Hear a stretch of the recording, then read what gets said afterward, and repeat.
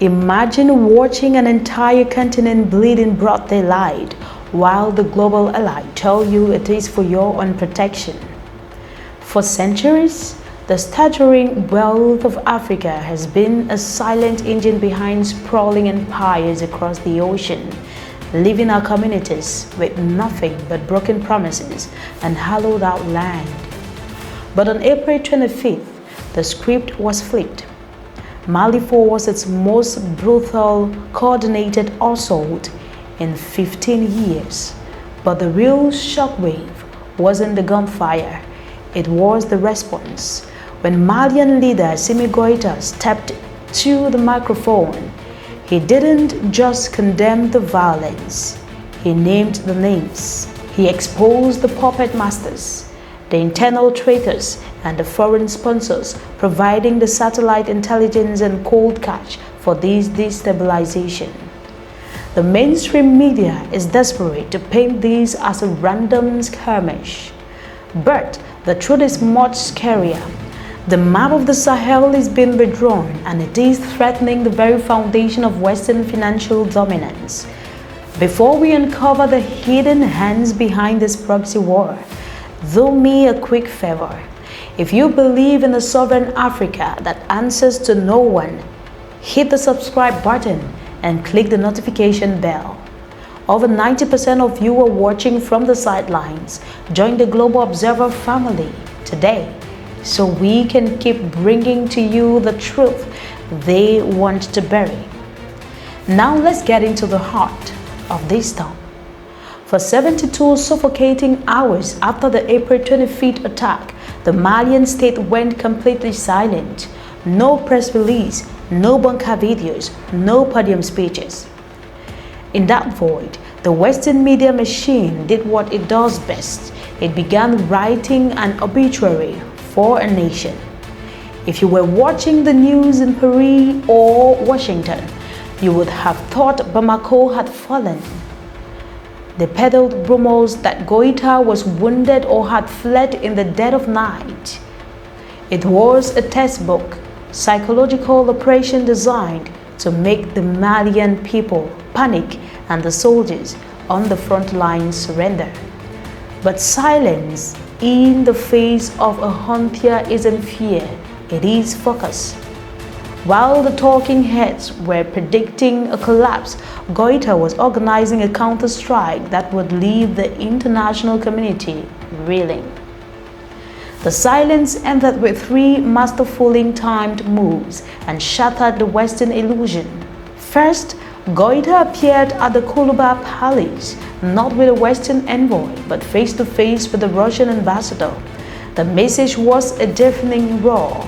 The partnership with Moscow and the African core security architecture is not just intact, it is the cornerstone of Mali's survival. Next, he walked into the military ward in Kati, standing at the bedsides of wounded soldiers. This wasn't a flashy photo op, it was a leader in the trenches with his people. For elders who remember decades of foreign troops parading through their streets while their villages burned, seeing their own president carry their grief personally was a profound shift in power. But the most explosive moment came at 8 p.m. when Goïta addressed the nation and pulled back the curtains on the puppet masters. He didn't just blame terrorists. He identified a sophisticated, coordinated campaign fueled by external sponsors. We are talking about an insurgent force of 12,000 men, larger than the standing armies of some countries, equipped with stolen uniforms and advanced logistics.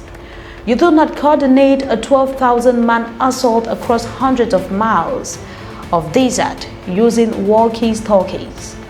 The West claim their satellite can read a license plate from space, yet somehow an entire army moved through the Sahara undetected. It is a narrative that falls apart the moment you look at it. The reality is that Western intelligence likely didn't just watch it happen. They may have guided it. The most tragic piece of this puzzle is the targeted assassination of General Sadio Camara. The media wants to call him a statistic, but he was the architect of Mali's sovereign pivot, the man who had the courage to fly to Moscow and bring back the heavy equipment needed to actually fight back. In a war where Western defense ministers get book deals for bumping foreign lands, Camara got a car bomb at his front door for protecting his own. This was a decapitation strike aimed at breaking the Malian-Russian alliance, but as we saw in the resolve of the troops, it only turned their determination into unbreakable steel. This fight matters to you, whether you are in Detroit or London, because an independent Sahel threatens the petrol dollar and the extractive system that keep Western economies afloat. When the Sahel stops being a playground for foreign extraction, the free ride for global financial power ends. This is why Captain Ibrahim Traoré and the Alliance of Sahel States have gone on maximum alert. They know that if Mali falls, the rest of the continent is next.